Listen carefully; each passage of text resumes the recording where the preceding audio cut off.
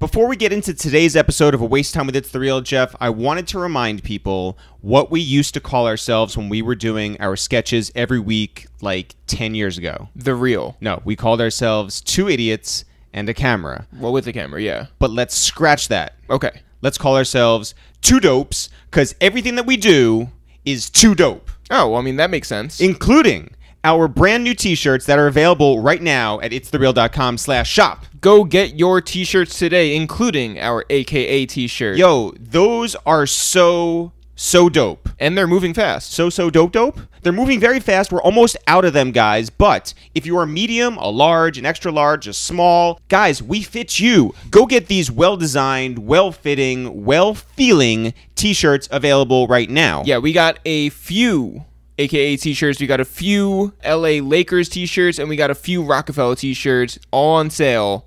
ItsTheReal.com/shop.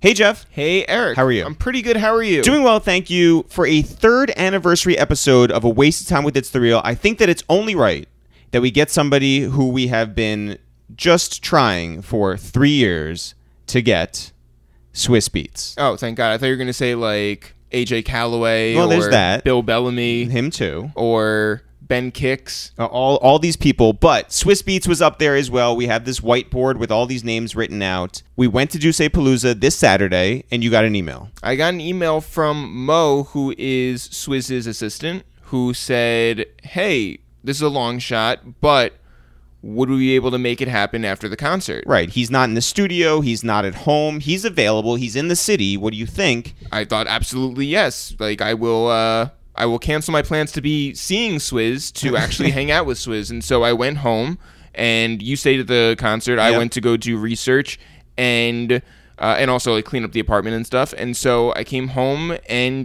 just waited. Swizz was killing this stage at the Hammerstein Ballroom. Shout out to all of our friends over at Juice-A-Palooza. There's too many of them to name, but you know who you are. There's honestly too many people to name. Humble beginnings, and they just sold out a 3,500 person room, and that venue's too small now. It's just insane. Anyway, Swizz killed the stage and made his way up here immediately. So I went downstairs to go meet them in the lobby, and I was talking to Mo, and Mo said, you know why this podcast happened now?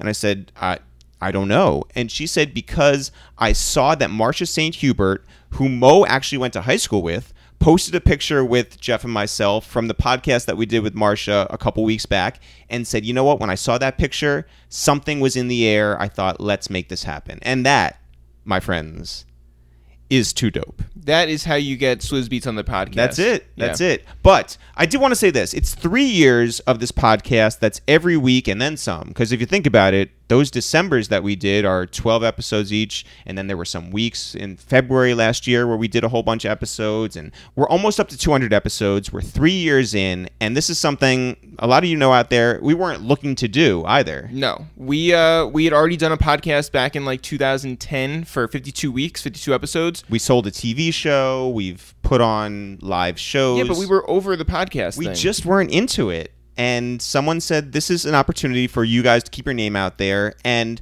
it's so important to note that, and I know it's cliche, but none of this happens without you guys out there listening, without you guys spreading the word, and especially those people who sit in the chair in between us, and sometimes two chairs in between us, the guests that we have on. And I don't know about you, Jeff, but I think that we've gone above and beyond where we ever thought we could take something that we were doing out of our kitchen. It's crazy the people that we've had over to our apartment. It's hard to get rappers or artists or personalities or anybody to do anything. Right. And then to have everybody come up to the Upper West Side, which is not the coolest area in town. There was one publicist out there who said that this would never happen. We've had some amazing personalities up here. I think that we've traveled a lot for it, and I think that what's really been gratifying has been the people who enjoy these conversations and want to hear more. Yeah, and for us, what's really cool is that no matter whether it's a Swizz Beatz or somebody you've never heard of, it's an opportunity for you guys to hear genuine, funny, and honest stories. And well, what's an underrated episode that you want people to listen to? Well, that's a good question. An underrated episode might be the Mike Posner one. Mm-hmm. The DJ K Slay one. Mm-hmm. The Scotty Beam one. That's a really good one. The Rich Kleiman won. I'm going to go with, I always say DJ Bobby Trends. It's a great one. I would say Jamal Jamo. Excellent one. Alex Chichamaro. Also an excellent one. Marcia St. Hubert won. Go Yeah. listen to that one, guys. It got us the Swizz Beatz interview. Who would have thought? Oh, and also Brocky Marciano and also Sycamore. There's so many. The Roc-A-Fella one. Yeah. The Shari Bryant one. Isn't it crazy that the Roc-A-Fella one isn't top 10 in the actual numbers? Yeah.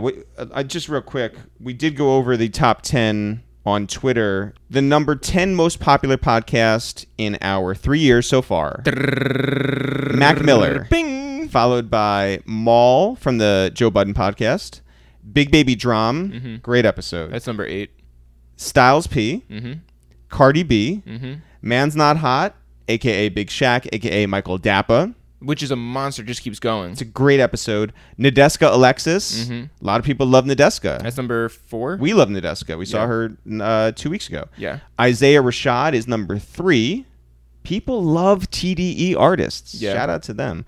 Number 2 is Rory from the Joe Budden podcast. And number 1 By a mile is DJ Clark Kent, our guy, God's favorite DJ. And then we got some cool ones coming up. We do. But this one here is with Swizz Beatz. Swizz came up here, gave us an hour and a half of his time. By the way, his whole team stayed outside in the hallway, which is unheard of. This was like, no one was here to stop Swizz from saying anything. Swizz was game for any questions that we had. And we had some weird ones. And we're going to bring Swizz back for another episode at some point. Yeah. But the greatest thing is that Swizz in this episode said, you guys got to hear my new music.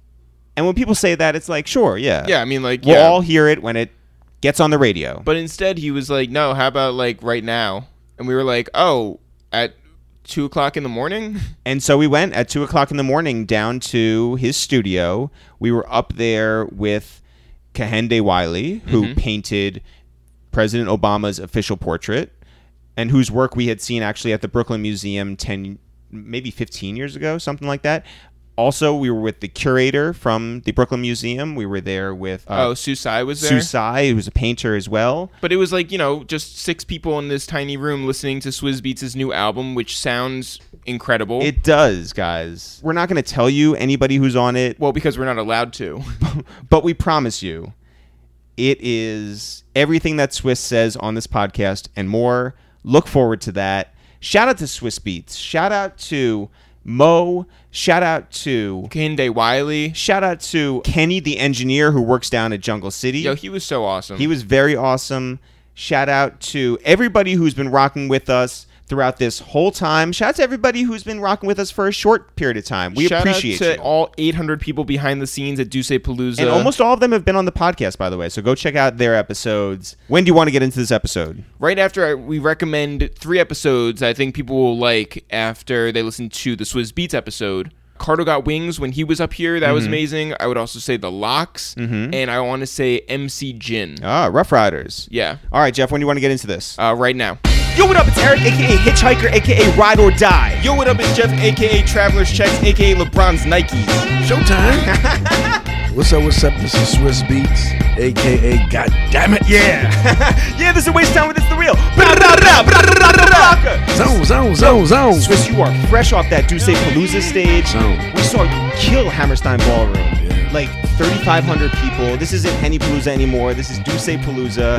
It's for the culture. It really is for the culture. And you know that all of our friends who put that show on, they started in a basement. It was just a party where friends would bring Henny over and like party, and they turned that into something where you're headlining in front of 3,500, as you said, a little something before Summer Jam. Yeah, that was light. That was a light warm up. I came to DJ, but then the booth was a little far from me. Yep. I had to be close to the people. Man. And I'm an energy person, so Mo's like, no performing. I'm like, yeah, no problem. I'm gonna go DJ. I got a great set lineup. But once I felt the energy of the people, I just felt like I had chains on me in the booth. Yeah. How pissed is Mo? She's good. Long as we long as the energy come up, we good. No, it was wild. And for us, we're originally from Westchester, right? That's why we get along with the Locks so well. But like, we grew up on you, and to see you perform those songs. And we've seen you at different things. There was a hotel like 5-year anniversary party or something like that. Yeah, the like, W in like Hoboken or something. and we saw you. It was a private party. You killed that. That was crazy. All hooks. All hooks. And tonight you just murdered everything. But like to hear that DMX stuff, to see Styles get on that stage with you, like that means the most to us because like that's our music too. You know, there's something special about that 914. Like I promise. You know, even that year, you know, even that era, you know, even other things that go with that. You know, and like when I perform, I never want to really perform things that people hear every day on the radio. Yeah. You know, I want. They used to hear it every day on the radio. Yeah, but I'm talking about at that particular current moment because 9 times out of 10, the DJ that went on before and played all of the now records and the things that Yep. And so when I come, I want it to feel like an experience. This is something that people aren't going to forget. So. Yeah. Before we get into your beginnings, we were at the homegoing for Ice Pick, who we were very close with, and you were very close with, and we thought your speech was incredible that day. We thought just the memories evoked from everyone who spoke on that stage at the Apollo was incredible. Can you just tell us now? It's been a little while, but can you tell us what Ice Pick meant to you? I mean, he was my bigger brother. You know, his son is our godson, me and my wife. You know, he asked for that way before he left us. And, you know, it was a super sad, unbelievable loss. It still doesn't feel real. It still feel like he's going to, like, pop up at the studio or call me on the phone. Yeah. You know, don't scare me like that. You know? I'm not ready for that yet. But it just, his presence is not, I don't feel it gone. You know, it was just super infectious, and to lose somebody like that over a health issue is crazy. You know, somebody so young, and you know, that's why, like, even myself and what he told everybody was, as men, we need to get checked out, you know, and stop playing cool and go and get checked out to see if you have anything that can lead to, you know, him not being here or something else, you know. And so that was the biggest message, and all we gotta do is keep spreading that. Yeah. You know, because so he didn't leave this earth for no reason. You know, it's like, okay, well, he helped, you know, 1 million people for sure that's hearing this and beyond. But long live Ice Pick. Yeah, no kidding. So, talk about where you're originally from. I'm from the South Bronx. Yeah. You know, I lived in Jackson Avenue. Then I moved to the other side of the Bronx, Boston Road. Then I kind of got deported to Atlanta. But what was growing up in the Bronx like at that time? Super fun. Yeah. Yeah, it was just fun. Maybe too much fun. Of course. You know, like, see, like a lot of people, I tell people that I had a lot of, I had fun in the hood. It wasn't, you know, we didn't even know we was poor. It was just like an everyday lifestyle you live in. You know, you get some kicks or some, you know, Avarex or something. It just was fun. Yeah. You know, it wasn't like. Well, where were you getting Avarex? Dr. J's. A bag one. You know, I couldn't afford it. So, you know, would you move around a lot, like go to different parts of the Bronx, or not down to Harlem, or? I would go to Harlem because my family was always in Harlem. But that's probably where it stopped. You know, we wasn't in Brooklyn, we wasn't in Queens. You know, you didn't want to travel for like 3 hours to get anywhere. We just like have no reason. Like everything was just happening in our hood, like in and around those particular areas. It wasn't. I mean, like if you go other places, you just had to be super prepared. You know, so it's just like if you went to another place, it was either to a party or for beef. You know, we ain't really. We wasn't. We was in our hood. So, what age did you move down to Atlanta? I moved down to Atlanta about 15, going into 16. That's a tough age to leave, like, home. I had no choice. Okay, all right. Yeah, I had to go. It was over for me.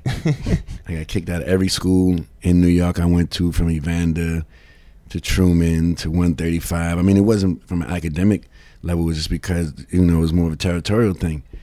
Right, it's like you live on Boston Road. You got to go through the valley in Section 5 to get to school. You know what's going to happen. It's going to jump off. So I wasn't going to let those people take advantage of me. You know, so I had to do what I had to do, and it just was getting out of hand. And my step pops just figured the best thing to do was just to leave. It was getting real close to terrible things. And how'd you take that?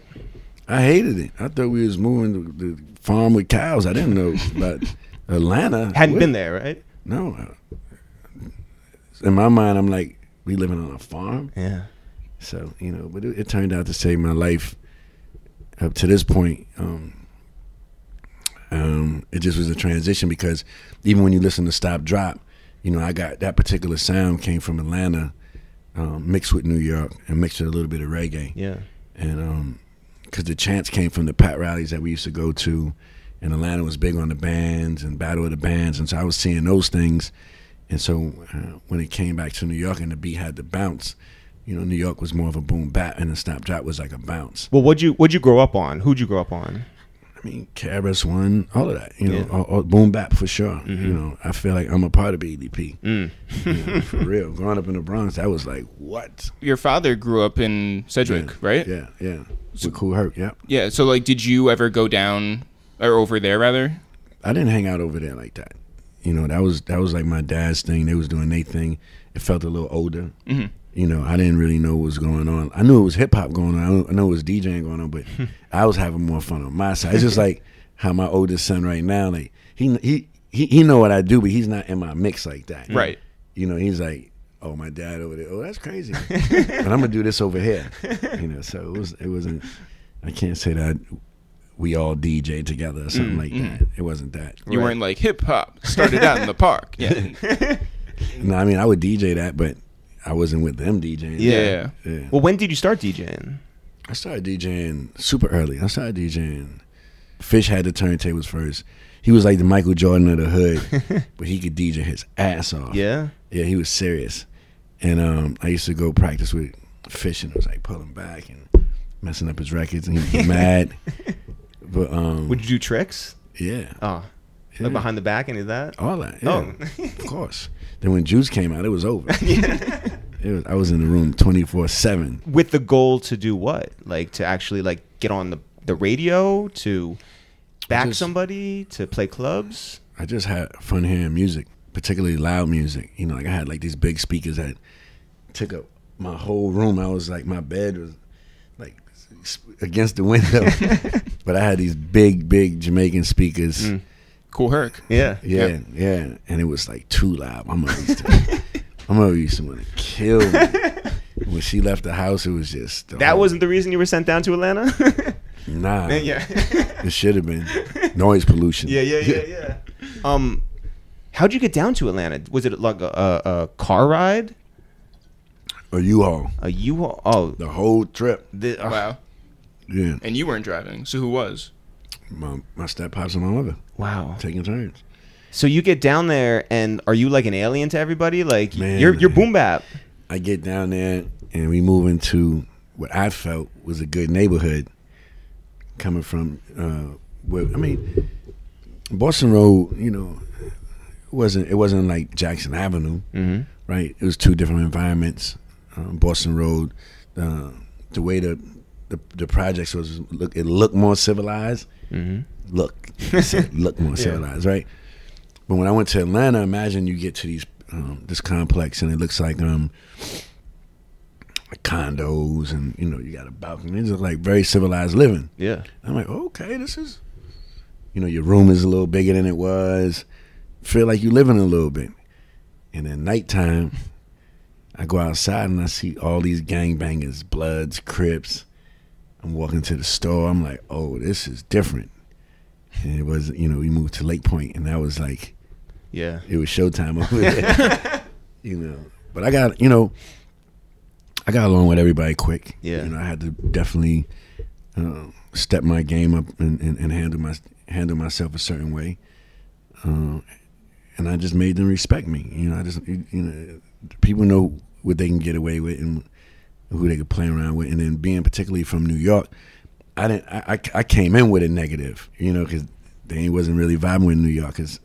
Definitely at that time, for sure. This is right before Goody Mob. This is right before ATL, and this is right before. This is Pastor Troy. It was more like UGK. It was more Scarface. It was like those vibes when I was there. Bone, when that first came out, Mr. Ouija. I just remember all those. See, and that's something about music. Like, you see how I was able to name those songs for that particular time? We got to figure out a way that can come back, because, you know, music is a part of experiences, and we losing that because people are not taking the craft serious. You know, and like with my record, I could easily just go and just put the points on the board and just feel like I'm fresh in the seat, and right.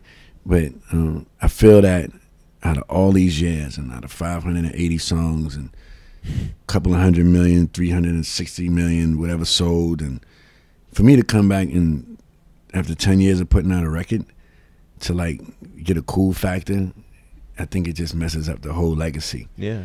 You know, not that what I'm doing is not cool. Right. Yeah. But, you know, people just doing extra things that you know why they doing it. You know what I'm saying? They doing it like to just get the instant credit and the cool factor rather than like continue building a legacy.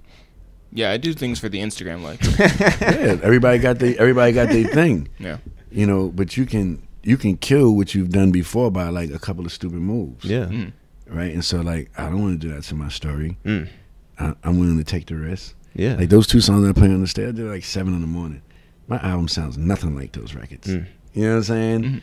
But I still gotta want to have fun and still want to do me. But there is a focal point, you know, with the album Poison. You know what I'm saying? Like, and y'all, I got a song in there that y'all gonna just jump off the roof.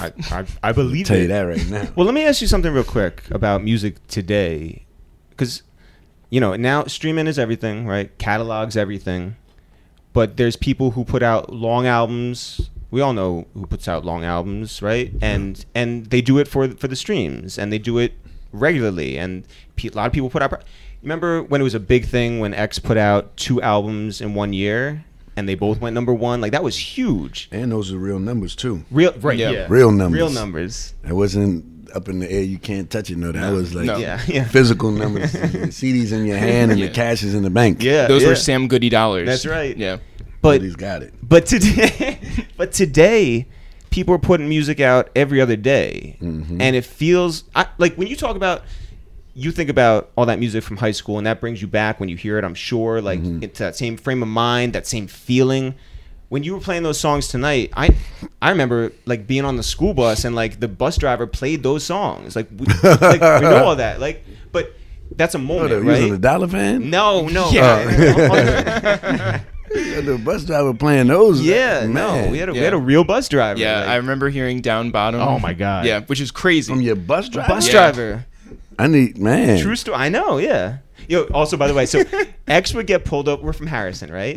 There was a model toy store that X would stop by to go get the. I know exactly what you're talking about. Yeah. I was talking to Mo about it, right? Yeah. And she's like, I know exactly what you're talking. But yeah, DMX would get pulled over, and he would go to court, and the courthouse was right across the street from the model toy store. So he would go over there. So yeah, get pulled over on the hutch, go to court, go over to the toy store. But all of our classmates would go over there and like go see DMX, and he would buy them slices of pizza, like, cause what a guy, right? Yeah. X is the best. Yes. I'm telling, like, I tell people that all the time. Like, I watch him. He's the most generous person I know. You know, I remember like a year ago, less than a year ago, we went out and he paid for the entire restaurant to eat. Didn't care what color, what this, what that. He was just like, my vibe is telling me to pay for everybody's food tonight. I said, well, that's generous as hell. You know, I was like, that's a lot of people in here. It's like, he just did his show. You know, he got responsibilities and things he needed to do, but his focus was to feed all of those people in this restaurant that was around us. And I was like, let him do what he do. Yeah. You know, that's not only generous. We get the feeling, we've never met him in real life, but the most genuine of people. Big time. In terms of music having resonance, do you feel like because people put out so much music, there's not a chance for them to really live with something and let it define that period of their life? You know, I think it's fulfilling this generation at this particular time in their life because it's not looked at as probably the way it used to be looked at. You know, like to get on certain levels. At the time when I started, it was like graduating, right? You had to really be lyrical, really be musical, really be stylish. Now you can create who you want to be online, right? And then you can bring that character to life. And then people can start to like that character, but don't really have the due diligence on that character, don't really have the understanding of that character. They're just having fun with the character. Right? And it's not really a tangible thing. It's really like that character is almost a hologram or something that they're entertaining as a channel rather than a sonic understanding, right? Which is the reason why J. Cole will come out and do what he do. Kendrick come out, do what he... So quality is something that's never going to go away, you know, but people found out how to hustle musically, technology-wise, and this is the outcome of that. And I'm not mad at it because people got to feed their families. Whether they rapping how they want to rap, you know, those people could have been criminals. You know, and you can tell that a lot of people definitely the likelihood of being criminal just by how they carry themselves. And this might have saved their life or gave them a new direction. So I support that, but it's also my job to fix what I don't like or add what's missing. Right, as a responsibility instead of like trying to just ride a wave and play around when, you know, music is really something that the culture should really hold to high standards because it saved everybody. You know, like what would all of these great people be without music? Yeah. All of them, right? So it's that serious. What would Hove be without music? Oh my God. What would X, AK, B, like what, everybody, if it was no music, what would those exact people be? Serious. That's real. You know what I'm saying? Yeah. So I just think that by the way, none of the people you mentioned are holograms. Like those are all like real deal. Yeah, and you know what's crazy? It's most of these artists that come off a certain type of way that seem like it's not right are really talented, but they're pump faking for the zone. Well, aren't they like they're taking lessons learned from everybody beforehand, and then they're just like applying it to now, which is that everything just moves so much quicker and that you don't need to have anything more than just like a very easily digestible personality.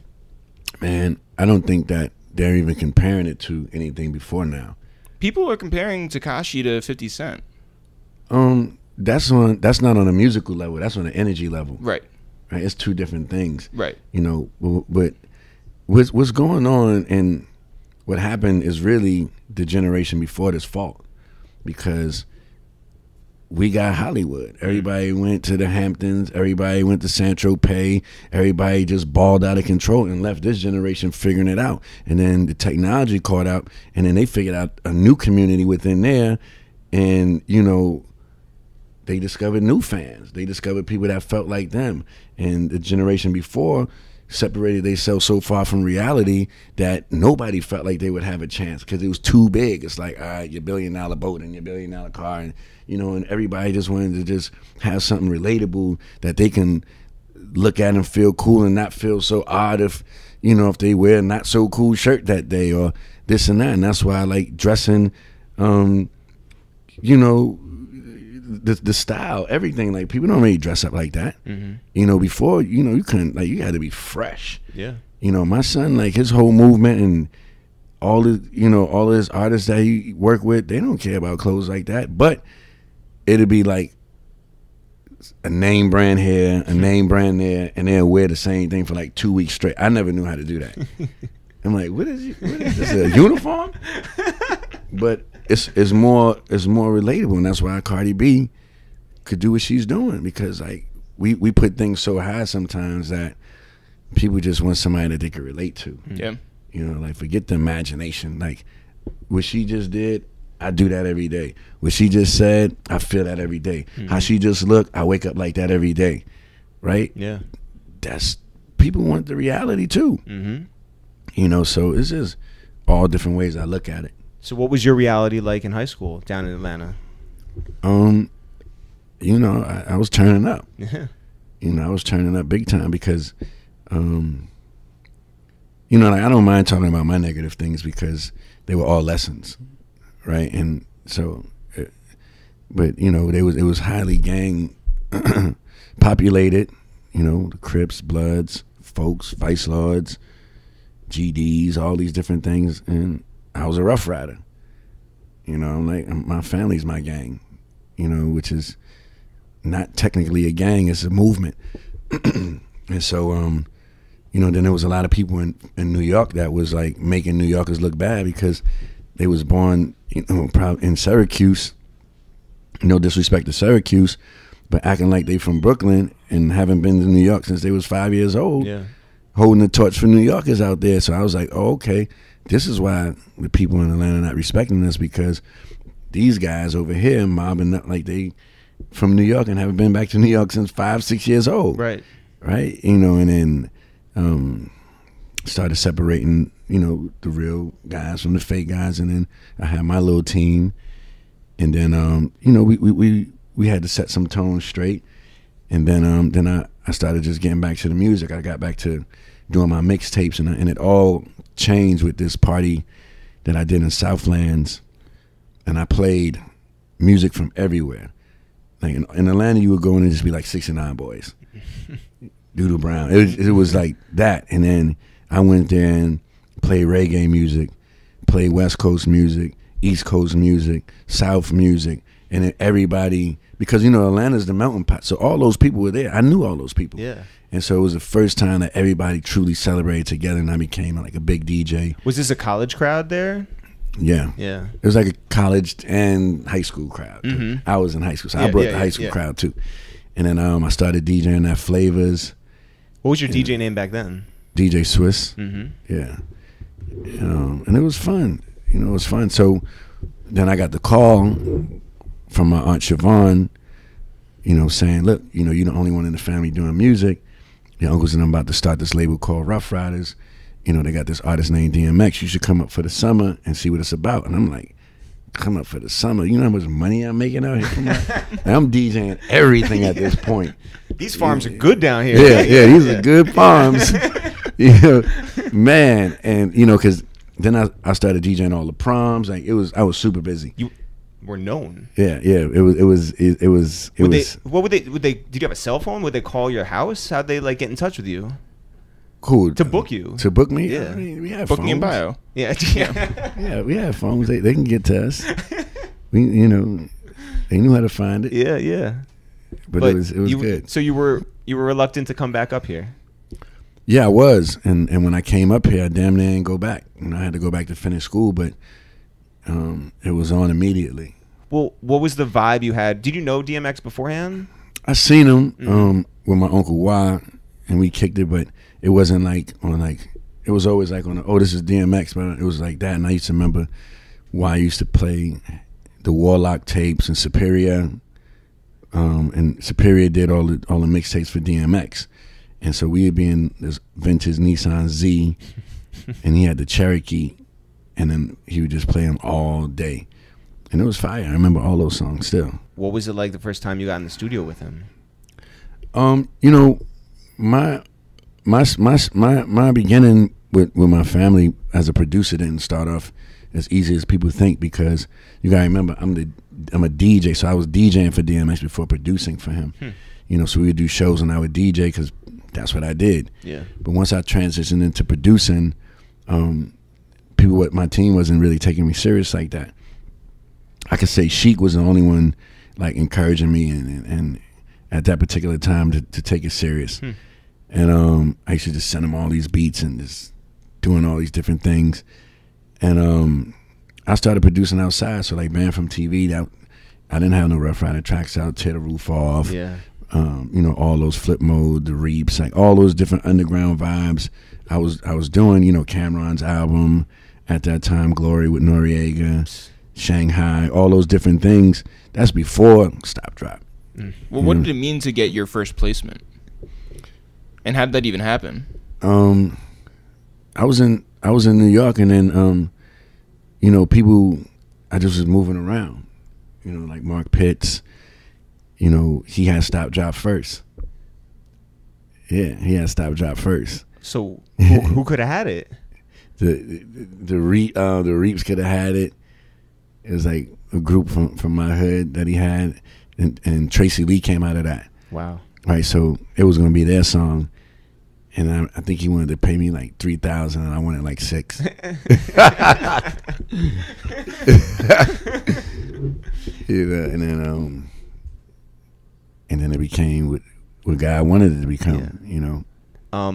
I saw a video that Genius did the other day with Dame Grease, right? Word? Yeah, and he was talking about how DMX, especially like when he's not performing rap, he's listening to disco stuff, and you get like that sort of like disco feel, yeah, in his music. Did you find that to be the case? The disco feel in human music in DMX in the way that he would rap.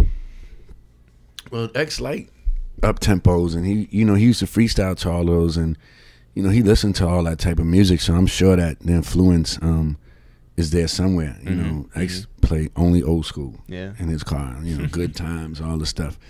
You know, he's a real soulful guy. Yeah. Yeah. What was your relationship with your uncles like? Because now you're not just their nephew, you're a producer. Yeah, you're part of the business. Yeah. Yeah, I mean it was cool. Did they take you serious? They had to. You know, they had. I took myself serious. I would work harder than everybody. I would sleep on the floor, have blisters on my shoulder, elbows, face from sleeping on the floor in the studio, not partying, not messing with chicks, not in the streets. I was living in the studio. At Ruff Ryders studio. Yeah. Doing what I did every day, to the point that, you know, the producers that we had used to unplug and change up different things just so I wouldn't make music. You know what I'm saying? Like, I used to go that hard. But I just was in the zone to perfecting my craft. Yeah. You know, like when I gave a beat cassette to somebody, you know, like I did to Jay on Hard Knock Life, it was like 50, 60 beats on it. You know, I didn't know how to give anything less. No, I just felt like you're gonna pick something. You know, and I would, if I put 50 or 60 beats on a cassette, that means I probably erase like 100. Man. And I never keep anything I don't like. Right? So so you love those 50 or 60 beats? Yeah. How long did it take you at that point to come up with a beat? I used to make about 50 a day, maybe 50, 60 a day, and probably keep like 7 to 10. Man. You know, it's just a zone. Like once you got a zone, you just go. You know, you just go, you know what you want to do. And I was producing so many artists. Like we had Eve, we had The Lox, we had Drag, we had X, we had, you know, Parlay, we had all these artists, and I was in charge of those albums. You know, so I couldn't sleep anyway. You know, then we had the compilation. Yeah. Right? So who'd you give the tape to? Did you give it to Jay, or did you give it to like Hop or Lenny? No, I gave it to Jay direct. And he just took the whole tape, and that's, you know, If I Should Die on there, Coming to Age 2. I think Jigga was on there. All of those tracks that, you know, because at that particular time, Jay was at an interesting crossroad, you know, when he just came out with the Black Street record, and, you know, the car was getting a little too shiny. You know what I'm saying? Yeah. Naturally. I mean, you know, you just going and you just trying to have the biggest career possible. And, you know, you got labels and everybody giving you direction of, yo, we got to keep going bigger. And I think he hit a particular point. And that's why when we met each other, it was like an amazing time, because, you know, we both needed each other. Right? And so, you know, all from that time all the way up to on to the next one, Grammy. I mean, it's been great. Did you listen to the radio at that point? Hell yeah. Oh, I didn't know. Like, some people don't want to be like influenced by like a certain sound or anything. Like you had your own sound. Yeah, but I always listen to the radio. It just let me know what to go against. Yeah. Like, you know, if it's on the radio, I can't do it. Yeah. Would you go to 127th and 7th? Yeah. Yeah. Of course. Absolutely. I was watching an interview you did like real early on, like 1998 or so, at the Tunnel. Wow, I want to see that. Yeah, I mean, I can show you. It's on YouTube.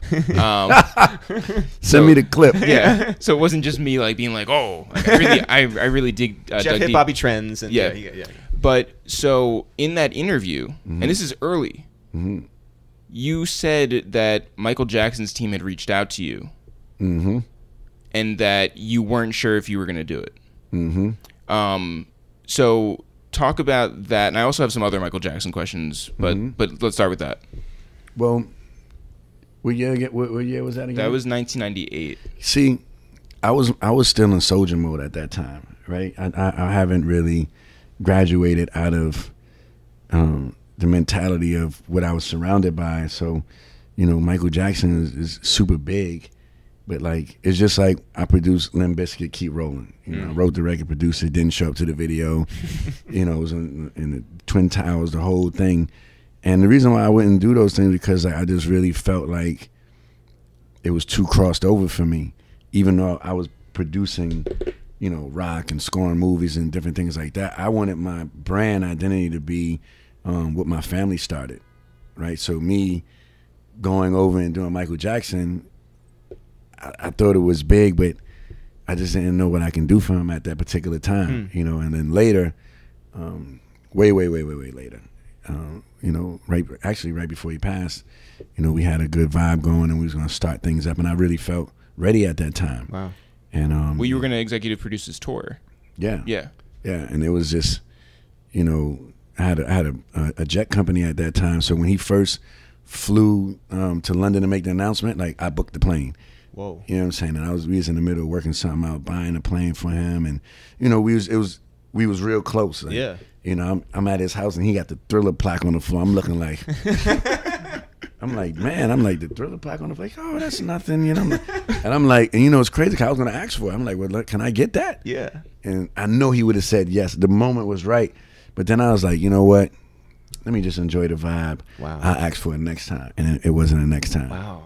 It's crazy. And he was like, I remember I bought his kids like a magic set, bought gifts for his kids. But one thing I do remember is his chef, she cooked the best lobster I ever tasted in my life. Like, God damn. Like, I remember that lobster so much. It was unbelievable because, he had a crush on Alicia, right? So I thought it was cool to introduce them together, right? Because Janet, like, Michael got a crush on Alicia. It's like, oh, word? And so I just thought it was fly. I thought it was cute to, like, let them meet. Yeah. You know what I'm saying? Just cuz. But it was cool, man. I need to find those pictures. I don't even think I fanned out. Because when it's so big that you like, I'm going to just be on my best behavior. Right. I think we might have took those pictures.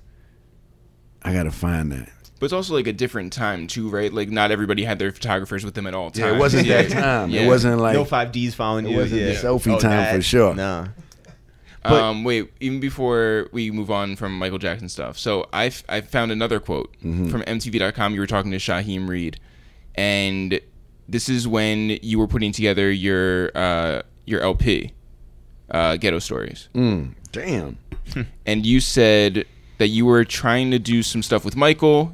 He was going to maybe do some stuff for your album. You were going to do 3 songs for his. And you said, this is your quote. Actually, I want you to read it. You read it. Okay. It just sounds more real coming from you.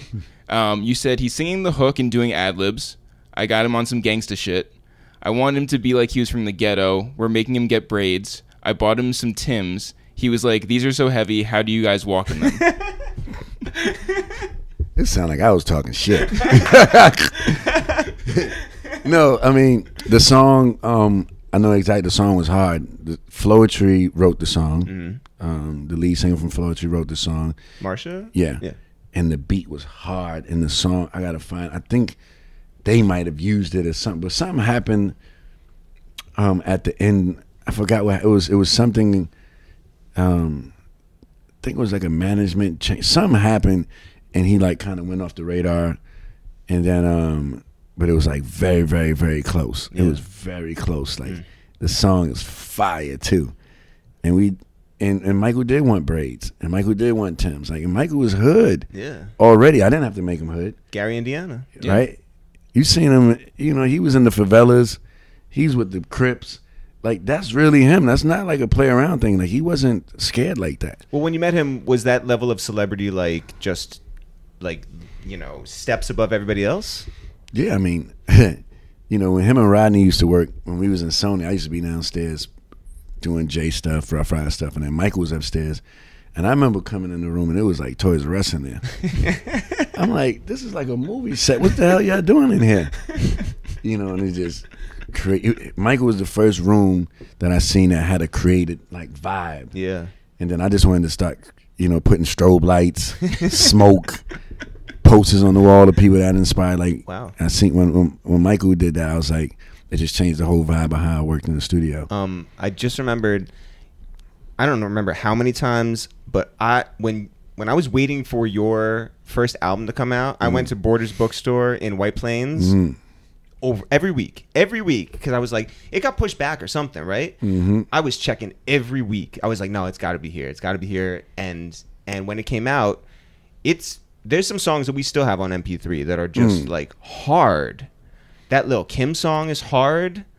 The Shine song is hard. That's right before he got locked up. That's the last song he did. Crazy. What was your thinking when the Lox came back to Ruff Ryders as artists, and they put out "We Are the Streets"? Like, what was your intent in terms of like the new sound that you gave them? I just wanted to kill everything, moving. Period. Best group at that time. The music. I wanted everything to feel. I wanted them to feel like I wanted people to feel the transition from where they came from to where they at now, and that's one of my favorite albums I did. Like.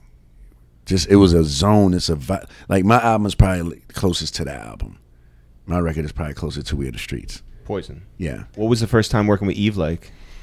That's my sister. So I mean, I was like producing for my sister. Yeah. You know, Eve. We lived together the whole everything. Really? Yeah. I just the only thing is that I couldn't take it with she bringing the boyfriends to the crib. I was like, man, I can't. We're not doing that. I don't. I'm making it uncomfortable for them to come over here. But Eve is like, she's one of the realest people I know. Yeah. Super real, still to this day. You know, she never compromised her integrity. You know, she always tell it what it is. You know, if she says she's gonna do it, she's gonna do it. And she stand up. Yeah. You know. Can you talk about how hard you guys worked back then? Because like that wasn't just it wasn't just like anything you touched, went crazy for nothing. Like that was hours. That was days and I still don't sleep. I mean, I just left the studio at 8 this morning. You know. Yeah, it's like you're the latest interview we've ever done. And I'm going to the studio. I'm about to go to work. I got shit to do. So, but at that time, what was the big difference between like the first Ruff Ryders projects and when you guys were just like getting plaques on plaques on plaques? I never cared about plaques and stuff. Unless it was Michael Jackson's. That's really yeah. But that was later. Yeah. Because I always felt like I always gave my plaques away. You know. I'm gonna probably order a set of like all of them. And I got like one that my wife and my team made for me for like it's like a 300 million one and just had all of the covers on it. It's like three plaques together. Oh my and God. You see all the covers. It's pretty sick. But I always felt like a plaque like kind of represented like it represented an accomplishment, but it almost felt like you don't have no more work to do. Right, so I didn't want to see no plaques. I wanted to like, okay, that's I was more focused on just going. Yeah. I didn't want to feel like I won. I wanted to feel like I didn't make it yet. Do you feel the same way about awards? I'm just now getting comfortable with accepting them. Look, I didn't accept on to the next one for 8 years. You know what I'm saying? Like, who does that? Right. It's a Grammy. Yeah. You go pick that up. I guess Will Smith and Jazzy Jeff. But besides them, yeah. What was the keyboard that you used at the very beginning of Triton? Yeah. No, I used the Roland M1. I think it's the M1 or the M7, M1, some M something. And then I went to the Roland, the Triton. They started getting fancy with the touch screens. But I would use anything. But you were making anything with sounds I would use. If you were making like 1 million beats a day, do you think that you like got everything you could get out of those keyboards? I banged the hell out of them keyboards. It wasn't the sound that y'all didn't hear from them keyboards. Because for some reason, I wasn't really into sound modules earlier. I just wanted to just feel everything. I wasn't technical like that. Like I never used SMPTE. I never used MIDI. Everything you heard on a track, I would sample in to myself out of that 8, 12, 13 seconds, right? I would play like real fast just to get more of the sample in there. Sorry for banging on the table, y'all. Right? And then it'll come out what it was.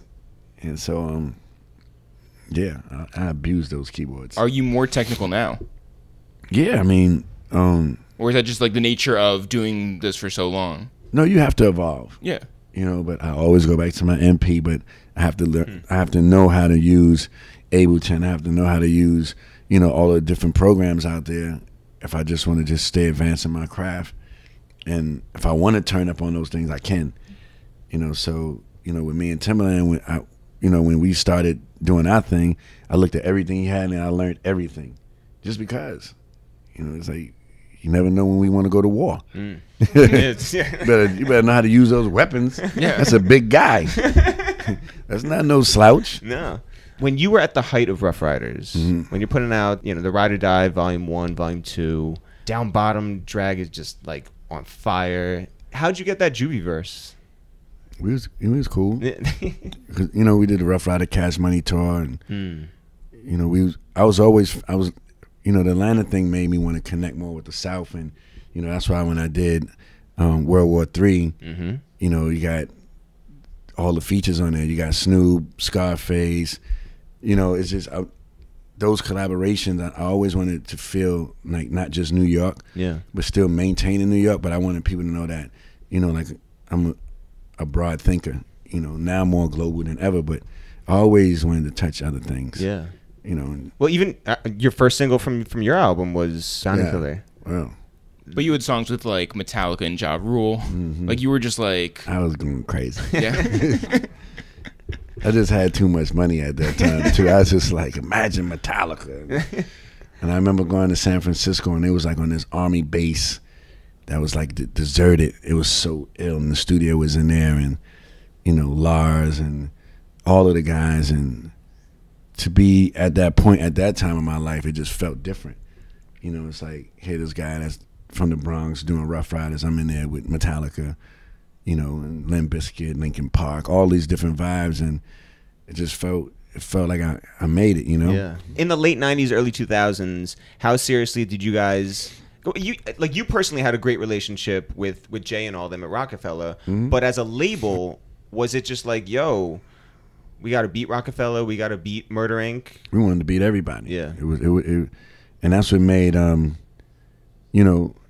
that's what made it a little uncomfortable for me, but it opened up an opportunity for Just, right? Because he was their Swizz coming in at that particular time because it started getting a little territorial.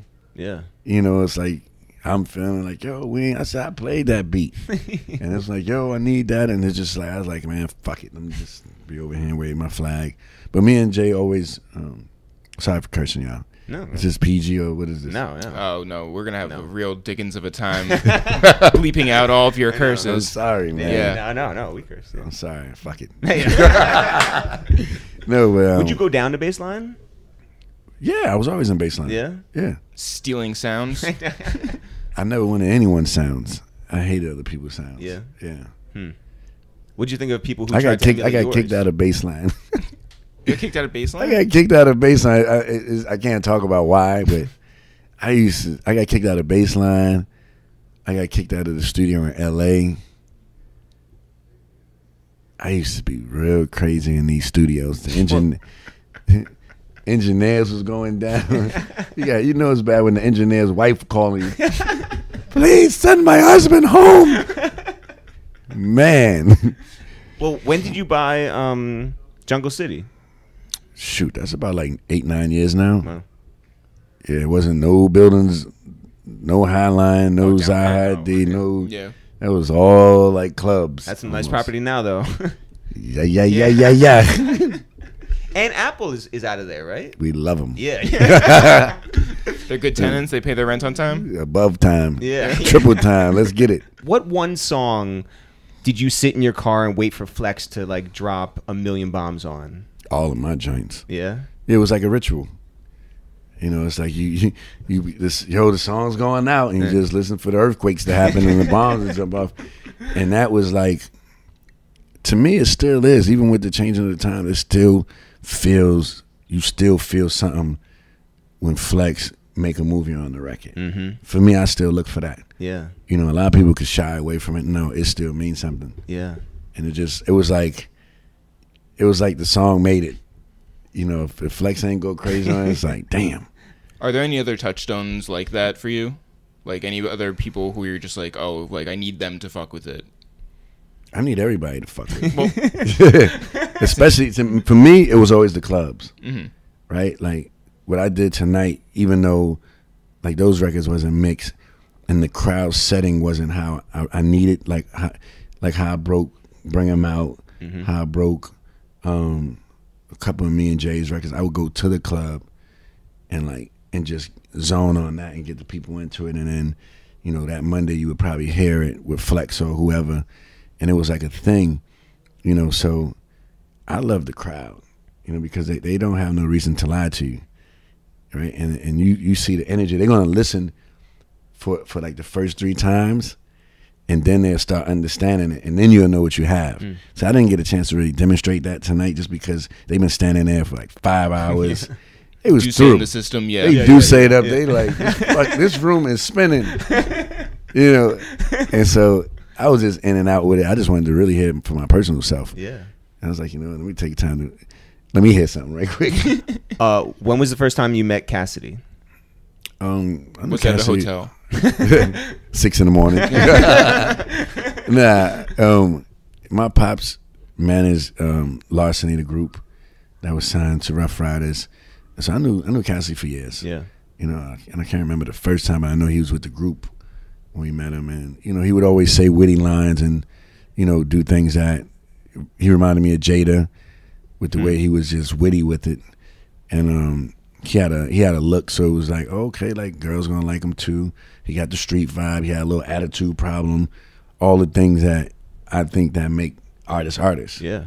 You know, that presence is like, it's always like an energy of commotion or this or that. That's when you know somebody's a star. Yeah. All that cool stuff, nah. You know what I'm saying? So I seen that in him, and then the time came right, and then we did what we did. So was it always going to be him as the first artist over at Full Service? Yeah, Full Service with Jay, right? No. You know, I had Young One. You know, I had too many on the roster at one time. But I just wanted to just start with him. He was more prepared. You know, and everybody else, I felt that I had to do a lot of more work to promote them. Where were you the night that he and Freeway battled at? Standing right next to him. I set the whole thing up. Yeah? Yeah. I called Jay. That was an epic night. And Freeway's a good guy, too. Great guy. He's a good guy. But that night was serious. Because Cassidy wanted to battle Beanie that night. You know, he wanted to battle Beanie, and then Beanie wanted him to get through his guy. But by the time it was over, ain't nobody wanted no smoke. And that's just the way it went that night. But it was fun. You know, I think it gave him a boost. Yep. Yeah. And after that, it was Cassidy time. You Yeah. know? Well, what is the best? You're a guy who loves a good battle. What's the best battle you've seen? What kind of battle? Like rap battle? Any dance battle? I don't know. There's too many, man. It's too many because What's one that people don't really know about? I mean, the best battles shoot, me and DMX used to run around and battle all in the Bronx with a 38 with a broken pen, just in case it got hectic. To me, those are the best battles because we was risking our lives. Yeah. You know, we was risking our lives going to these different places, battling for a couple of $100. Imagine losing, and it's 2 of us, and we got to take that money and get out your hood. Right. Right. So it was an escapade every day. Oh my God. You know, so for me, that was like the most memorable battles. Man. Because those are real battles. Battle for your life, battle for your lyrics, and battle to get back home. Yeah. Straight up. Especially if you say something left. Yeah. It was very disrespectful. Yeah. We was always like, it was like. You still got to get out of there. Yeah, but DMX had God on his side. No, this is true. Yeah. This is true. He definitely did. That is not a lie. Things that we got about it, sheesh. What's the most amount of people who you would ride around with? On bikes? I can't count that. I mean, you look at the Ruff Ryder video, Ruff Ryder Stop Drop video, like that wasn't no extras. That was all people we knew in every borough. Crazy. It's like I can't even count the bikes. Did you guys realize how legendary that Ruff Ryders R was at the time? I realized how when Balenciaga stole it. I mean, we fixed that too. Yeah. I seen a photo of me in Paris with the CEO getting right to it. Yep. There's no games. No. But I think that Ruff Ryders is currently still legendary. Not it has or was. I think still is. I think we super underrated because my family's a very humble setting. They not in media. They don't really talk. They very serious guys, and like a lot of people that like yell a lot get a lot of attention, right? They don't really yell a lot, right? So if you look at all of the accolades and the different things and the hundreds of millions of records and hundreds of millions of dollars that was generated and the groundbreaking numbers and the tours that was going on and taking an artist like X and performing at Woodstock and I was there. Just zoning out. I'm mad I wasn't there, but I was in the studio. Eric was the one who started all the fires. That was me. Yeah, burning it down. How about when you first worked with T.I.? Well, that was crazy. I mean, I knew T.I. for a long time. Living in Atlanta once again. I remember he wanted to battle Cassidy. This was before Cassidy was kind of bad. He's like, man, I'm a battle Cassidy, man. I was like, you don't want no smoke with him. And then, it went from battling Cassidy to just vibing, and just being cool and getting to know each other. And then, who made the phone call from Atlantic? No, I knew him before Atlantic. This is me and him bumping into each other at Doppler, whatever the studios that we was at, and because I was working out there a lot. I had my homes were in Atlanta at that time. And I used to always just see him hanging out at the studio. We just always had words. And then a couple of his songs started coming out, and we would see each other. I'm like, I see you doing your thing. And then we were just so cool with each other. And then it came to the point where, we worked in the studio. I think it was Bring 'Em Out.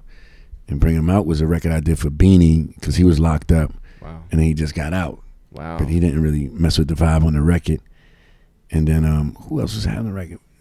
But I wanted the record for T.I. because I always felt he had a New York presence, right? He always came off he reminded me of somebody from New York but lived in Atlanta, right? And so I didn't want to do a bounce track that everybody was giving him. So I was like, yo, he didn't want to do Bring 'Em Out. He's like, I'm gonna try it because it's you.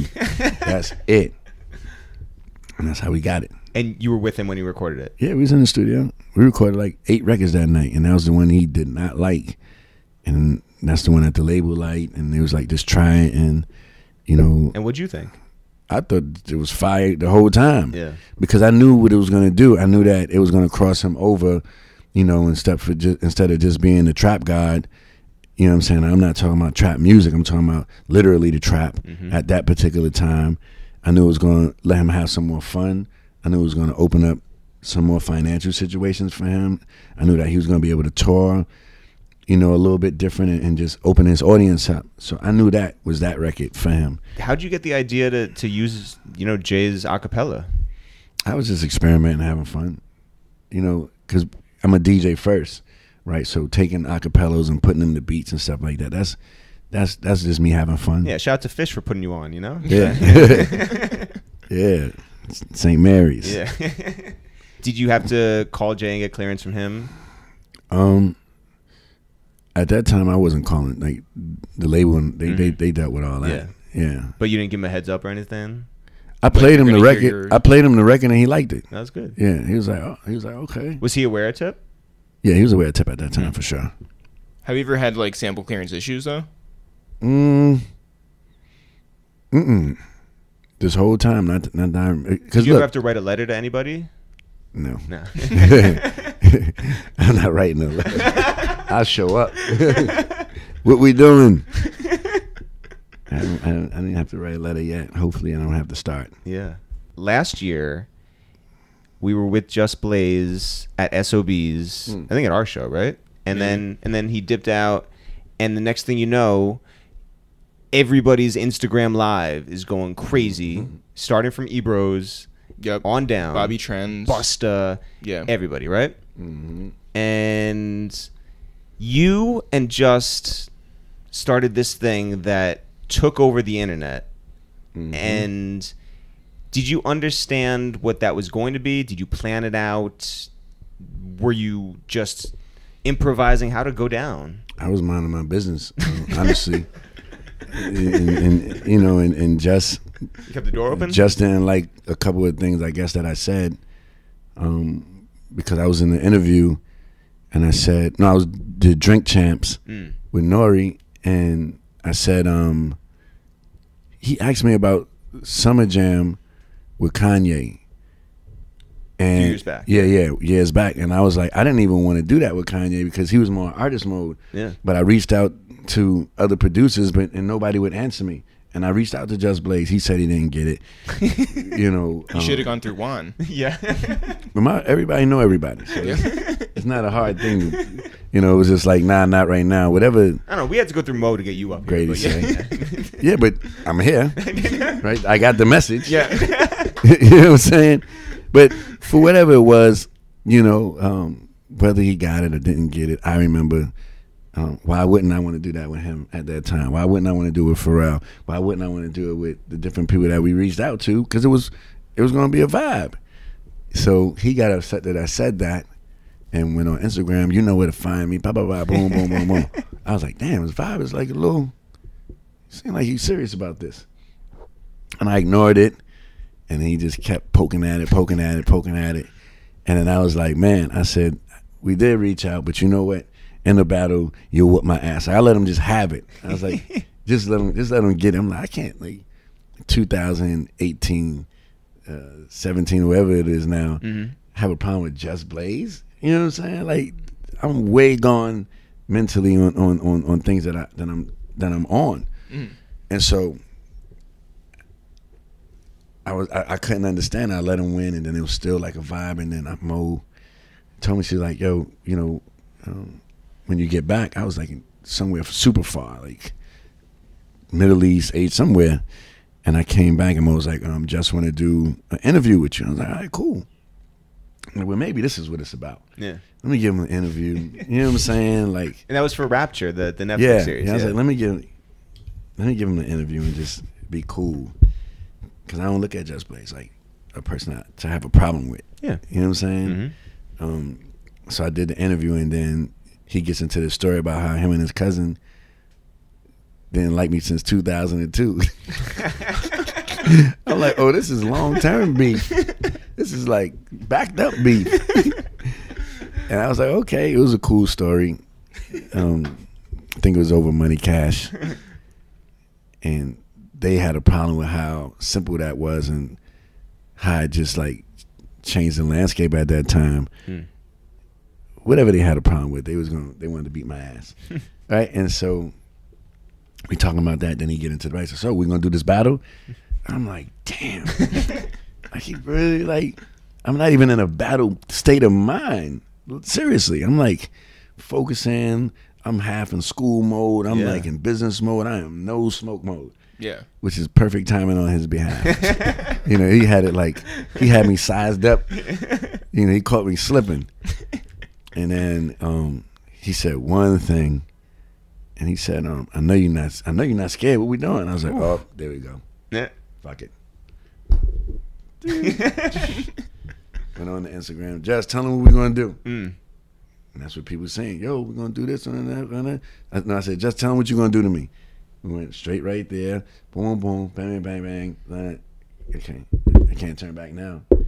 So it was on a Thursday, and we just did it on a Friday. At your spot? Yeah. Who was the first person to show up at your door? I think Ebro. Thirsty. The legendary arm. I think Ebro was the first one to show up. But even the video just pulling up in the Lambo, I'm about to go up here and kill Swizz. He even told my wife he was going to do me dirty. Damn. He was on it. Like, he had it figured out. And I think it was fun. I had fun. It was amazing. Is there anything that you wish that you played? Nope. I think it went how it was supposed to go. I just hate that we bullshit in the beginning too much. But it was cool. It was no rules, so we was like feeling it out. And once I was on his set and I was pressing the buttons and they was kind of off, I knew that it was pre-programmed vibes going on here. I was like, oh, he was prepared for this. Like, this is like a whole like festival set he about to play on me to get to this. And I got off his set, and that's why I was like, stop playing around. Let's go. And I didn't plan my set. I just went whatever he played. I just counted it. Yeah. Just like, So in the time after you and Just had your battle, or around that time, I guess, there was a whole producers group text. we still got it. How many people are on there? Too many. Hold on, where is it at? It's here. Did you name it something? They change the name every day. Let me see what the name is. I can't keep up. It's Do you have to mute it? Ben muted it. No. Someone's like, yo, I got a question for Swizz. Let's see. It's 1, 2, 3, 4, 5, 6, 7, 8, 9,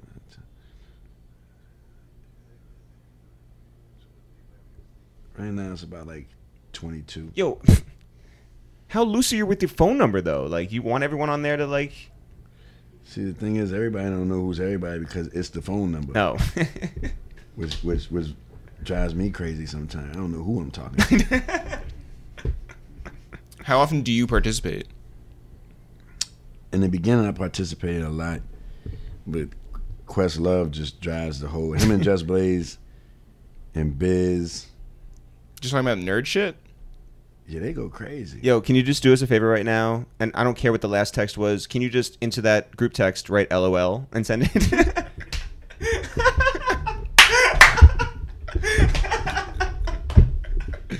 You really did it. That's so good.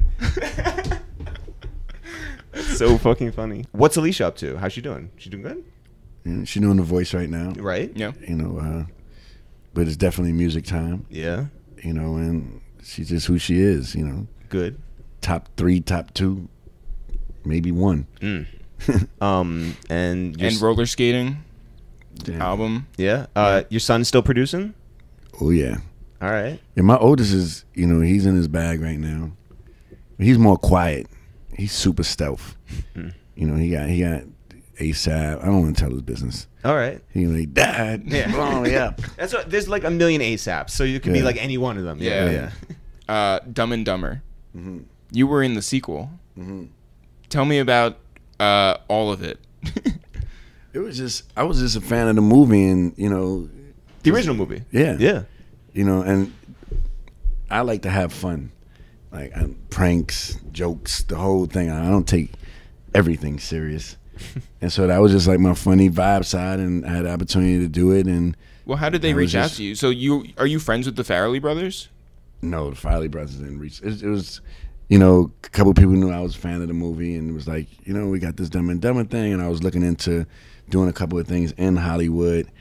I just thought it was cool. I didn't have to speak. So I was like, okay, let's just do it.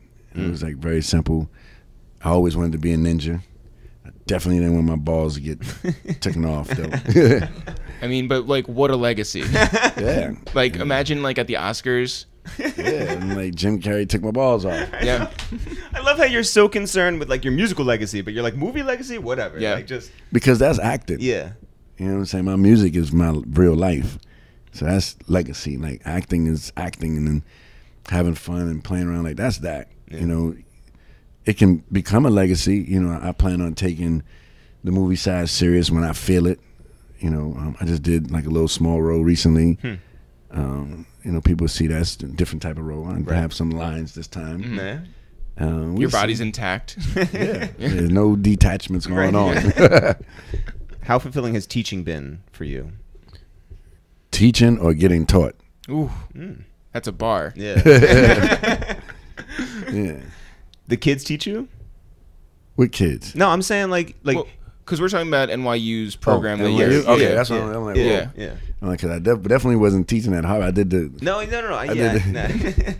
did the big talk. But See, I made you sound like so deep, and now you're just like, you know, bringing it back. I'm like, whoa. I mean, the NYU experience for me was good. One of the most successful classes. You know, I was just actually up there with my son because he's looking at the school, and they told me that since I was teaching him, everything went up like by 30%, and it really started the program in a positive way. I didn't know all these numbers and things until like 3-4 weeks ago when I was there. And you know, to be a part of something that forward pushes education and kind of show the format of how things could be done in certain curriculums and different things to make the youth actually pay attention and get to their destination quicker. And so I'm like, I wanted to do it because I know they would be able to relate to me today. You know, no disrespect to, you know, some of the teachers that they have. I think the experience is grandfathered in and the heritage is there, but like they want to know what they could do tomorrow. Yeah. And I was teaching them like that. And then what I did was things that I didn't specialize in, I would bring people that did. Like we would do business and radio, and I would bring like people that run radio and people that handle business with radio or music and movies. I'll bring in the guy that scores and the person that writes and give them like real hands-on lessons because I don't know everything. Right? And so that's how the class became, you know, super amazing. It was fun. When you put up that roller skating video, the first one, and you're just roller skating around the house, did you think that it was going to start the revolution? Yeah. Yeah. Yes. I do. I did it on purpose. It's super popular now. I did it on purpose because, you know, what's not to like about roller skating? Right. Right? And I feel like people don't dance no more. All they do is phone shit, which is a song I got. Right? It started as a shout out in the club and when I do my performances or I DJ. And like you got to take people out of the phone trance. And so like anytime I feel like it's phone heavy or it's going to get phone heavy, I hit them with that. And then people put their phones away and the party really happens. Yeah. And they forget and they're like, whoa, like this, I didn't even, like I enjoyed the moment. You know, so those are cool things. But I just want people to just feel free to enjoy themselves. You know, and use me as an inspiration in enjoying myself, you know, and not just keep it to myself because I do that for real. Like that's what I do. I play music, old vibes, and just be skating and having fun. And you can do that anywhere. It don't have to be in your house. It could be. No, it has to be in your house. I have to do it in your house. Yeah, let's go. Yeah. Or it could be in a Drake video. Or it could be in Tao. Yeah. Oh. Wow. Yo, that's what you have to do for your listening party. I did it for my wife's birthday already. Right. But I'm saying like, but we weren't invited there. Yeah, so yeah. It was do it fine. again for your album listening. Yeah. I'm tired of boring listening parties. This has to be something different. Oh, my listening party is not going to be in Tao. It's going to be something seriously crazy. Well, okay. Here's what you have I to got top. a different roller skate Tao thing that we could do. Here's what you have to top. Ready? Best listening party we ever went to, and we go to a lot of them. Right. Best listening by far was the Watch the Throne one. Yeah. And that was at They the did it- planetarium. Yeah. You're going through outer space. That's crazy. And that was like one of the first times like they took phones away, everything, and like it's all dark. It's super loud, and we're, you know, passing by Neptune or whatever. You know, that was crazy. I don't want to top it. I'm going to just add to it. Okay. We're going to go to space. Yeah. Got it. Yeah. I'm going. My album is called Poison. It's not. We going to be very grounded. Or is it poisson, like the like the fish? Fish, yeah. It's close to that. Poisson. Poisson. Poison, Francine. Poise on. Whoa. Poise son. Right? My son, like, right? The poise, and right? I'm with it. So it's all these different things. Do we have a date yet? Soon. Oh, all right. That's I just don't that's wanna, a good date. Yeah. I just don't want to commit to the date. I get it. Because like I'm. No, listen. I don't also even- don't to want to be go honest- to Borders again in White Plains and just like keep going back and back and back. To be honest, I don't care about a date. You know, like I used to care about like the dates and stuff. I'll drop it tomorrow. Like, but I want to give the team respect that's working on it with me. to do their job. Right. Yeah. You know what I'm saying? But I don't like. You don't want to just put it on SoundCloud. Just be like, link I here. would. I don't care. You know what I'm saying? Like, I'm at a particular point where I'm doing music, and a lot of people say this, but I'm really doing this for fun. I've created just different, verticals in my portfolio to move in different ways where I can do things that I want to do in music and take risks that, like, people probably can't take. You know what I'm saying? Like, this album, I probably took all the hits off the record. Right? I'm not coming with something where, and when I say that, I mean like the record that that people gonna like just only focus on. Yeah. You know what I'm saying? So you got this big skyrocket, and then that's all people are looking at, and this whole body of work gets lost. Right. Because you overdoing it. Like, I'm not overdoing the album. I'm giving you straight fire from A to Z, very short, and that's my message. You either like it or you don't. But do you look at reviews when it comes out? Yeah. I'm curious. Do you hit the writers back? I would. Wow. Yeah, I'm hands-on with my stuff, like, because it's important. Yeah.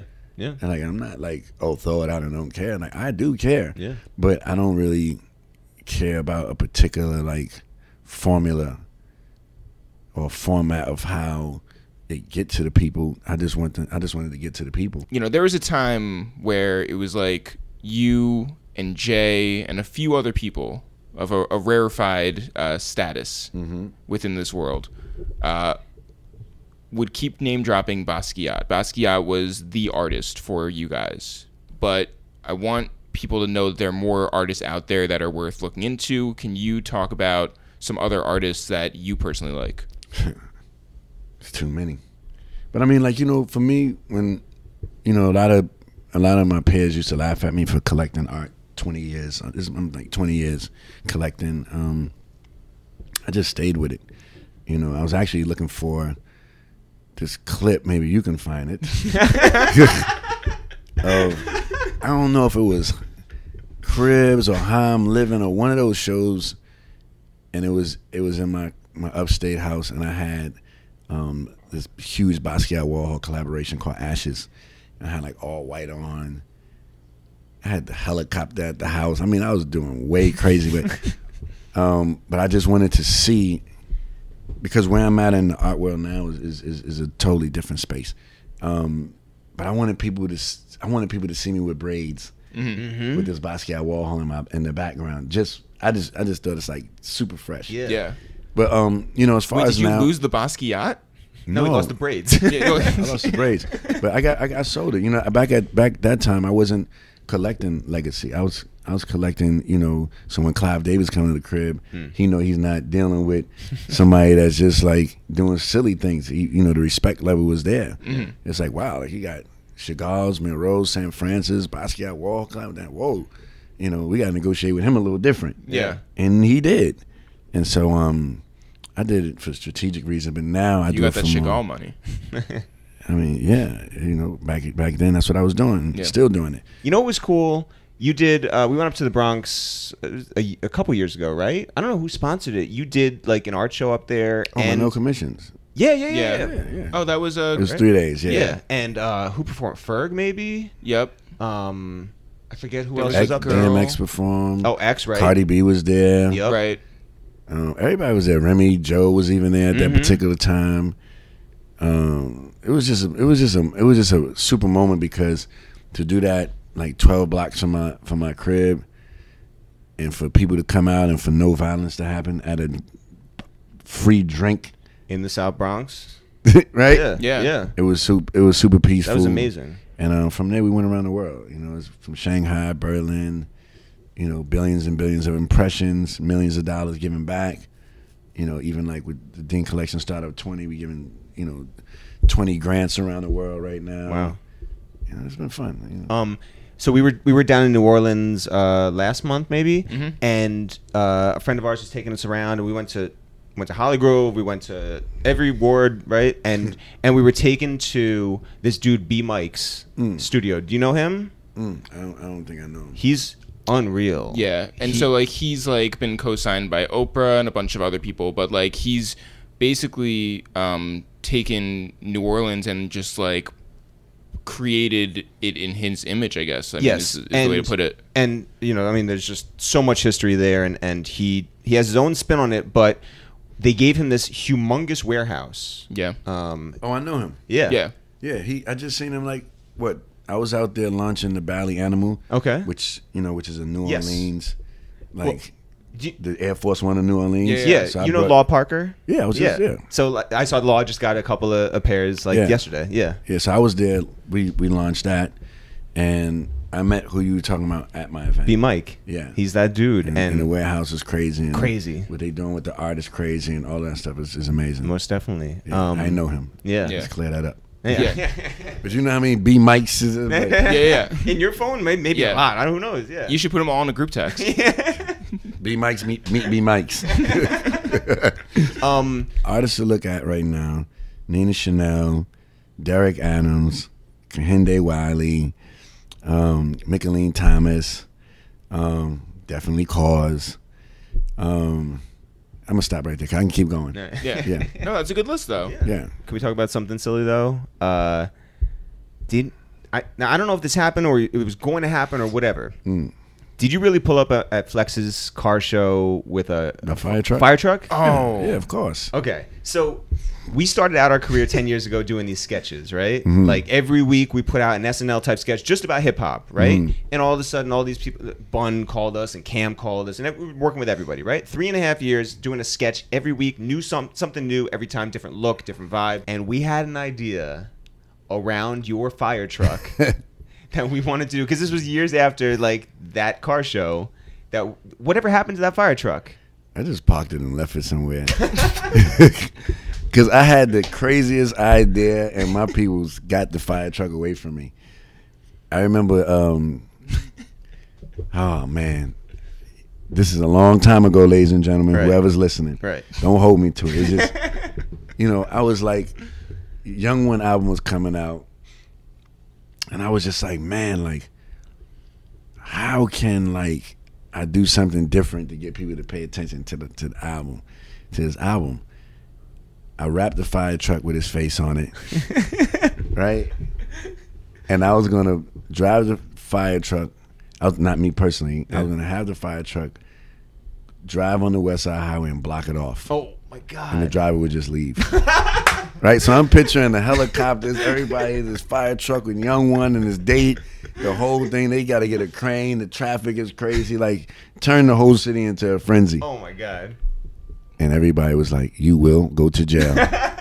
And I was like, "How long though?" I got outvoted on that one. So they kind of secretly took the fire truck from me because That's amazing. my intentions were crazy. That's so good. How did you get the fire truck? I just bought it. It was just But where? Is there a marketplace for fire trucks? I was not online at that time. It was in the paper where they had these vintage cars and vehicles, and there was a fire truck for sale, $15,000. That's a deal. And I went to see it, and it was fresh. I was like, damn, I'm gonna put the music on here. And I remember driving it through Harlem. I never drove a fire truck in my life. I don't have a truck license. I'm swiping the corners. People are looking like, is that Swizz? I'm like, yo, the hood told me they seen you in a fire truck today. Yo. I was like, yeah, I might need to get another fire truck. Come through with the fire truck on them. The fire truck story is serious. That's amazing. I need to see if you can find some pictures. Yeah. I need a fire truck picture. I need the picture with the Warhol Basquiat in the house. Got a laundry list of things for you to do. Yeah. Clear your Sunday out. Yeah. What are your favorite Swizz Beatz ad-libs? All of them, because they all have different spaces to cover. Like Showtime, it's more like an intro, or when something's gonna start. God damn it, is more like It's so good. It's like a pass off. Like when it gets quiet and God damn it, and then the beat come back. The hypes, the hey, that's more for the middle of the tracks, and then the low tone is just more to carry the zone. And so they all have different jobs that they fulfill. You need to bring back that Swizz Beatz. Yeah. Swizz Beatz. Yeah. Yes. You're gonna hit that Summer Jam stage in a couple weeks. I'm not gonna hit that stage. You're gonna destroy Tear that it down. stage. I'm gonna levitate that stage. Trust me. Might you bring that fire truck out on that stage? Woo! They can't. If I could, I would. Wet the whole crowd up. I would love that. Yo, well, Weezy, yeah. I want to buy another fire truck. I don't know if you understand how much these Westchester guys, like you coming up here and telling your story, just a guy from, you know, humble beginnings in the Bronx, and two guys from down bottom. Yeah. Zone. Yeah, we really appreciate this, Swizz, and Thank you. you killed it tonight, and we can't wait to see what you do at Summer Jam, and thanks for coming through. Thank you. I still got to figure everything out. Don't worry. Don't get too excited. But be very prepared. Thanks, Swizz. Thanks, everyone, for listening to this new episode of A Waste of Time with It's The Real, the 3-year anniversary episode of A Waste of Time with It's The Real. Jeff, if people want to find out more about us, if people want to find out more about this podcast, if people want to find out more about what's going on in the world of It's The Real, where can they go? You can always go to ItsTheReal.com, ItsTheReal.com, no apostrophes, no spaces. You can always find our merch there. You can find our tour dates there. You can find our old clips there. You can find our old and new episodes of our podcast there. But also, you can go to iTunes and search for A Waste of Time with It's The Real, or you can go to SoundCloud.com/awasteoftime if you're looking for our music, which I imagine many of you are. A lot of people have been coming up to me and telling me how much they like Teddy Bear Fresh, our album that came out last year. 1 year ago. You can go to any streaming service and type in Teddy Bear Fresh or It's The Real. Our music will come up. Our song Sugar High featuring Currency and Smoke DZA, which now has how many plays? A lot of plays. A lot of plays. Also, I want to take time to shout out Greg Mayo, our musical partner, our producer, our best friend, who has been rocking with us literally since day one. But in terms of the music, he produces all of our shit, and he's amazing. And if anybody wants extremely dope beats, but only the ones that we're not going to use on our next music project, hit Greg Mayo up at Greg Mayo Music. Yes. Also, you can go find us on all social media platforms, including Twitter at It's The Real, Facebook at It's The Real, and Instagram at It's The Real. We are also on Snapchat at It's The Real. We're on Reddit at It's The Real. We are on Twitch at It's The Real, but we haven't used it yet. Jeff, what I'm most excited about has been building up this audience of people who choose to tune in every week and listen to our guests, whether it's an OG or somebody you've never heard of, and that you take that episode and you tell a friend, family, fan, follower, whoever about it. We love when you guys spread the word. We love that it's organic and natural and growing every week and every year, 3 years in. And we know there's something about these shout outs that you guys love, so we want to take the time to shout you guys out. Jeff, who do you want to shout today? I want to run down, with your help, all of the Instagram comments from our 3-year post. All right. Shout out to Realest Ish Ever. Shout out to Fern Beasy. 100% Snack. Our guy John Sparks, who masters all of our stuff. El Stompo 80, who we met out in LA. Yeah. Shout out to Auntie Anxy, ANTIANXY. Young Reg 718.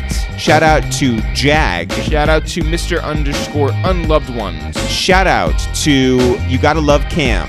Shout out to Chris_Colors. Shout out to I Am Broadway Blake.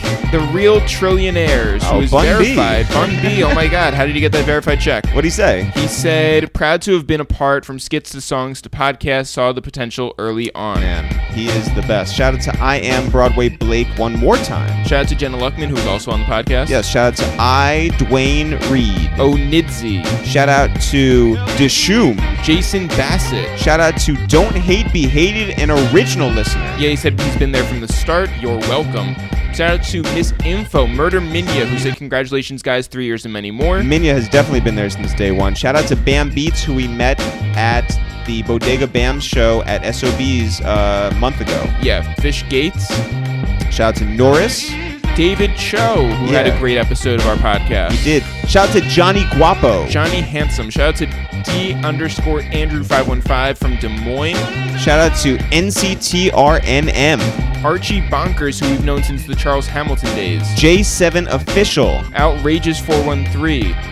Nika MYDNA. King Bashte, who we met out in LA. Yes. And said that she's wearing her LA tee right now. That's what's up. Go to itsthereal.com/shop and get one of your own. Shout out to Lucas Tristeo. Nur Ozdemar. Yes. Shout out to DJ Bill Cool. Shout out to Raj Kotecha, who brought us out to London. Shout out to our girl Deanna Pulp My Fiction. Zach Martinez NV. Shout out to Kareem Johnson, who is a legend. A legend in the music video game BMO 95. Shout out to J Omega from the Officially Street Podcast. And I don't know if Sayer commented, but shout out to him as well. Shout out to Yo Mama's House. Shout out to Insta J-Wave. Egyptian Mama, who is our good friend Amir's sister. Yes, and shout out to Oz Cohen, the legend over there at 300. Guys, thank you so much for being a part of this. Thanks so much for spreading the word, telling your friends, going on Instagram, and taking part in the celebration that is the 3-year anniversary of A Waste of Time with It's The Real. Anything else? I want to thank everybody just for getting through this long outro. As always, guys, not for real, for real. Sure. See you guys next week.